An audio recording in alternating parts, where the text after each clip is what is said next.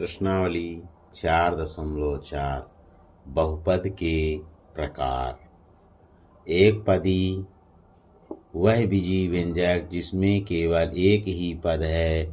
उदाहरण 5x 2/3p ऋण 3q कामा -3y² कामा √5x² आदि। द्विपद वह बीजीय व्यंजक जिसके केवल दो पद हों, वह द्विपद कहलाता है। उदाहरण ax + b कामा 3x² + x कामा √3y - 5 आदि। त्रिपद वह बीजीय व्यंजक जिनमें केवल तीन पद होते हैं। उदाहरण 5 धन z धन z² कामा x³ धन t² + t आदि। एक या अधिक पदों वाला बीजीय व्यंजक एक बहुपद कहलाता है। नीचे दिए गए बहुपदों में पहचानिए और लिखिए कि बहुपद एक पदी या द्विपद या त्रिपद हैं। पहला नंबर सवाल है 7x² एक पदी है। 3x² + x - 1 द्विपदी है। तीसरा x + 5 द्विपदी है। चौथा नंबर 8 एक पदी है। पांचवा नंबर है 5 + 2x² - 7x³ त्रिपद है। अगला पांचवा नंबर सवाल 5 + 2x² - 7x³ त्रिपद है। 2a6 b एक पदी है। 7y - 9 द्विपद है। अगला है x⁵5 धन y⁵3 धन y² त्रिपद है।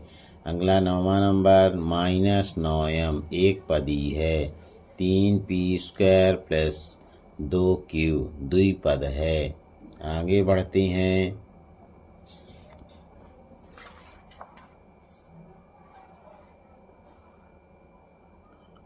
प्रश्न क्रमांक 2 द्विपद बहुपदों के 4 उदाहरण दीजिए। पहला है उदाहरण x + y, दूसरा है 2x धन 3y, तीसरा है x + 3y, चौथा है 3x + y। अगला है प्रश्न क्रमांक तीसरा एक पदी बहुपद के 4 उदाहरण लिखिए। पहला नंबर सवाल है 2x, दूसरा है x, तीसरा है 3x, चौथा है 4x। प्रश्न क्रमांक चौथा है द्वित्रिपदी बहुपद के 4 उदाहरण दीजिए। पहला x + y + z तीन पद हैं 1 2 3।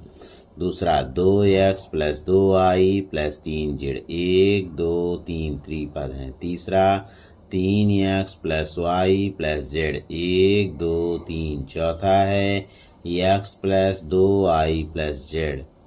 प्रश्न क्रमांक पांचवा है सत्य असत्य बताइए। 3a धन b धन 5 एक द्विपद है। गलत है क्योंकि इसमें तीन पद हैं 1 2 3। प्रश्न क्रमांक दूसरा 1 x⁴ ऋण 2x² एक द्विपद है। सही है 1 और 2। प्रश्न क्रमांक तीसरा -9x एक पद है। सही है। चौथा है 7m⁵5 धन 2m ऋण 1 एक त्रिपद है। पांचवा है 5x² धन 3 एक द्विपद है। सही है। आगे बढ़ते हैं। प्रश्नावली 4.5 को बहुत सरल तरीके से समझने का प्रयास करेंगे। बीजीय व्यंजकों का योग एवं व्यवकलन। सजातीय पदों के गुणांकों को योगफल व्यवकलन हेतु बीजीय व्यंजक योग या व्यवकलन। प्रश्न क्रमांक पहला है दिए गए बहुपदों का योग ज्ञात कीजिए। 2x + 9x तो 2x + 9x = 11x। दूसरा है 3x² धन माइनस x², तो 3x² plus minus minus x², 3 में 2 1 घटा दिए तो 2x²। अगला है -2y² प्लस 7y², तो एक माइनस की संख्या एक प्लस की संख्या, प्लस माइनस घट जाते हैं, 7 में से 2 घटाएंगे 5y²। अगला नंबर 2p² 2 धन 3p², तो दोनों प्लस प्लस के हैं, जुड़ जाएंगे, 3 2 5p²। आगे बढ़ते हैं, प्रश्न क्रमांक पहला हल करते हैं। लिखा हुआ है 6x³ ऋण 2x² धन 5x³ धन 5x²। 6x³ ऋण 2x² धन 5x³ धन 5x²। 6x³ इसी के समान घात वाला 5x³ फिर -2x² प्लस 5x², तो 6 और 5 प्लस प्लस के हैं, जुड़ जाएंगे, 11x³ प्लस 5 में 2 घट जाएगा तो 3x²। प्रश्न क्रमांक पहला है 2/3 y² ऋण 3/5p प्लस 7/3 y² 7/5p। इसको खोलेंगे ब्रैकेट को, लिखेंगे 2/3 y² minus 3/5p plus 7/3 y² 7/5p। तो देखिएगा, इसको समान घात वाले हम जोड़ देंगे, y² को y² से ही जोड़ेंगे, 7 और 2 9 और 3 में 3 उतर आएगा y², और ये 7 में 3 घटाएंगे तो 4/5p। आगे बढ़ते हैं, प्रश्न क्रमांक तीसरा है, दिए गए व्यंजकों को सरल कीजिए। इसका पहला नंबर सवाल है 2y² ऋण 3y माइनस 12y² ऋण 5y, तो 27y² ऋण 3y माइनस 12y² और minus minus plus 5y minus minus plus 5y, तो 27y² और ये ऋण 12y², ये ऋण 3y और ये प्लस 5y, तो 27 में 12 घटा दिए तो 15y² और 5 में 3 घटा दिए तो 2y, और प्लस की संख्या बड़ी है तो प्लस का चिन्ह लगाएंगे। अगला प्रश्न क्रमांक दूसरा है 8mn ऋण 2mn 8mn ऋण 2mn, 8 में 2 घटाएंगे 6mn। प्रश्न क्रमांक तीसरा है 32p² plus q minus 30p² minus 2q। 32p² plus q minus 30p² और माइनस माइनस प्लस 2q, तो 32p² माइनस 30p² और प्लस q और प्लस 2q। 32 में 30 घटाएंगे 2p² और ये जुड़ जाएंगे तो प्लस का आएगा 2 1 3q।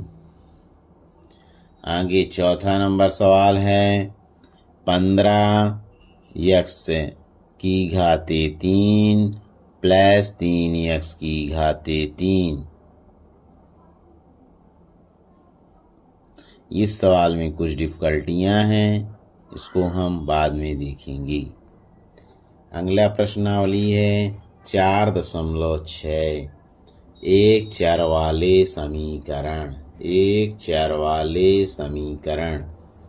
समीकरण एक समीकरण गणितीय कथन है जो बराबर चिन्ह के माध्यम से दो व्यंजकों की समानता को दर्शाता है, जिसमें संख्याएं चर और गणितीय संक्रियाएं हैं, जैसे प्लस माइनस गुणा भाग शामिल होती हैं।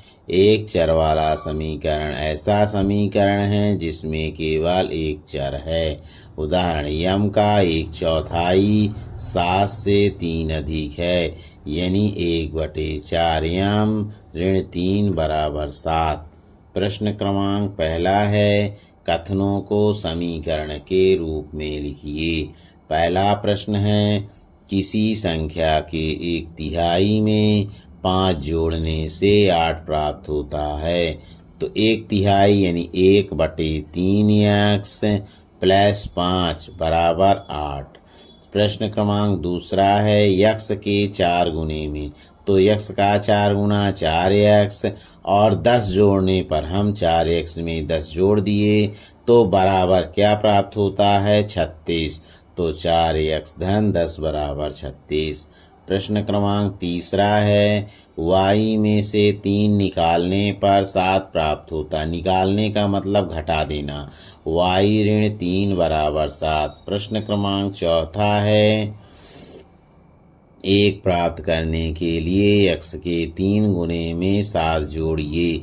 तो किसके 3 गुने में? तो x का 3 गुना 3x 7 जोड़ना है तो 7 प्लस 7 बराबर 1। 3x धन 7 बराबर 1। एक संख्या p का 4 गुना 20 है तो p का 4 गुना 4p बराबर 20। आगे बढ़ते हैं। प्रश्नावली 4.7 एक चर वाले रैखिक समीकरण। अगली प्रश्नावली 4.7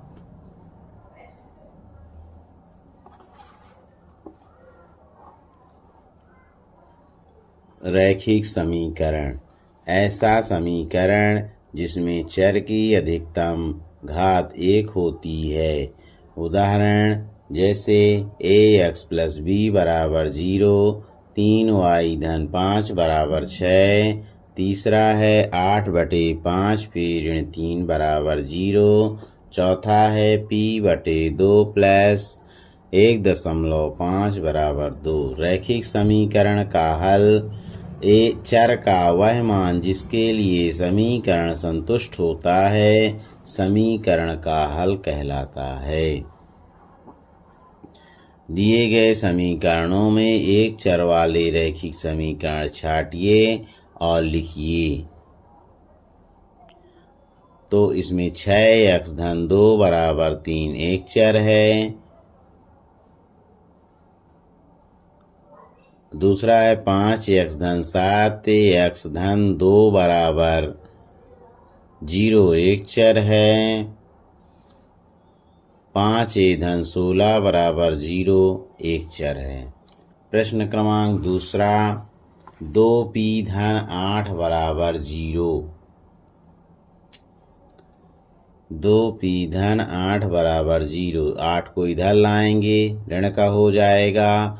2p बराबर ऋण 8, p बराबर ऋण 8/2, 2 चौको 8, p बराबर ऋण 4। प्रश्न क्रमांक दूसरा, x ऋण 5 बराबर 2।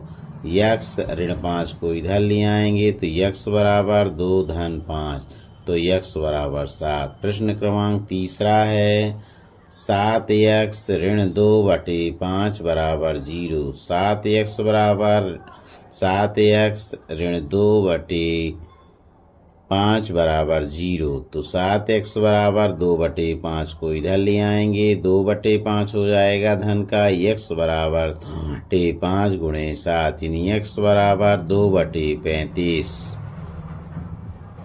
अगला सवाल है चौथा नंबर, 3y धन 5 बराबर 2। 3y धन 5 बराबर 2। 3y बराबर 5 को इधर ले आएंगे, धन का है तो ऋण का 2 ऋण 5, तो 3y बराबर ऋण 3। 5 में 2 घटा दिए तो 3 आ गया। ऋण की संख्या बड़ी थी तो ऋण का चिन्ह। 5वां नंबर सवाल, तो y बराबर 3/3, 3 से 3 कट गया तो y बराबर ऋण 1। 5वां नंबर सवाल है 3 धन 2p बराबर 3, तो 3 धन 2p बराबर 3, 3 को इधर ले आएंगे तो 2p बराबर 3 ऋण 3 बराबर 0, तो 2p बराबर 0, तो p बराबर 0/3, 0/2 सॉरी, तो p बराबर 0। आगे बढ़ते हैं। अगला अध्याय है 5। 4 अध्याय आज समाप्त हुआ। अब आगे आप लोगों को 5 अध्याय अगली वीडियो में पढ़ाएंगे। अगर आप लोगों को ये सेशन अच्छा लगा हो तो आप वीडियो को सब्सक्राइब करें, लाइक करें, शेयर करें। धन्यवाद।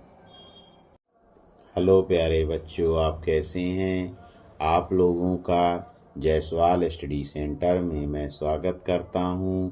आशा है कि आप लोग बहुत अच्छे होंगे और आपकी तिमाही परीक्षाएं बहुत नज़दीक हैं और आपकी ब्रिज कोर्स से तैयारी बहुत अच्छी चलती होगी। आज हम क्लास 9th की ब्रिज कोर्स लाए हैं जिसका चैप्टर है 4 अध्याय। प्रश्नावली 4.1 बीजीय व्यंजक। आज आपको लोगों को बहुत सरल तरीके से समझाने का प्रयास करेंगे।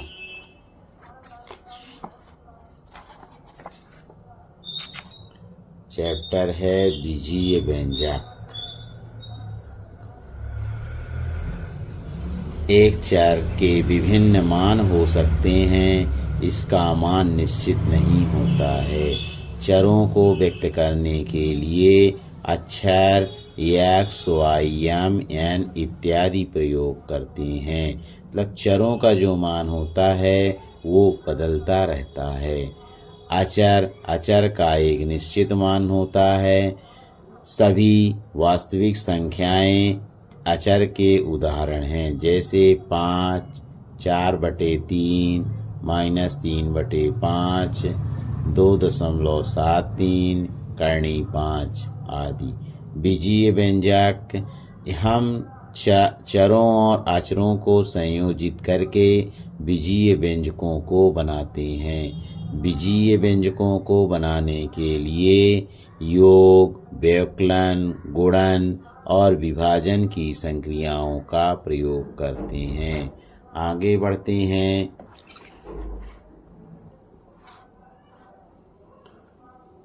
चरों और अचरों और अंकगणित संक्रियाओं का प्रयोग करते हुए बीजीय व्यंजक प्राप्त कीजिए। पहला है संख्या x और y का योग। योग मीन्स होता है जोड़ना, तो x + y। प्रश्न क्रमांक दूसरा है संख्या y में से 5 को घटाना, y ऋण 5। प्रश्न क्रमांक तीसरा संख्याओं p और q के गुणनफल में से 12 को घटाना, p और q, तो pq - 12। प्रश्न क्रमांक चौथा है संख्या m को स्वयं उसे गुणा कर 8 से भाग करें, तो m गुणे m/8, तो m का m में गुणा करेंगे तो m² 8। प्रश्नावली 4.2 समान पद, असमान पद, लाइक टर्म्स, अनलाइक टर्म्स। समान पद को लाइक टर्म्स, असमान पद को अनलाइक टर्म्स। समान पद सजातीय लाइक टर्म्स वे पद होते हैं जिनमें बीजीय व्यंजक एक जैसे हों। समान पद लाइक टर्म्स कहलाते हैं। उदाहरण 4pq और -3pq। असमान पद अनलाइक टर्म्स भिन्न भिन्न बीजीय गुणनखंडों वाले पद असमान पद कहलाते हैं। उदाहरण 4p² q और 4pq²। पहला प्रश्न है समान पद सजातीय लाइक टर्म्स, असमान पद विजातीय अनलाइक टर्म्स पहचानिए। पहला क्वेश्चन है 2AB, 7BA, यानी AB और BA समान हैं, इसलिए समान पद है। दूसरा नंबर ऋण 6x²y, 4xy² असमान है, क्योंकि इसमें x में स्क्वायर चढ़ा है और यहाँ y में स्क्वायर चढ़ा है, इसलिए इनकी घातें समान नहीं हैं, इसलिए ये असमान हैं। अगला नंबर तीसरा 2x+1, 5x+1, ये x+1 दोनों में समान हैं, इसलिए समान पद है। अगला नंबर 9xp, 9xp², इसमें x है, यहाँ y है, यहाँ p है, यहाँ p² है, इसलिए इनकी घातें अलग अलग हैं, इसलिए असमान पद है। अगला नंबर है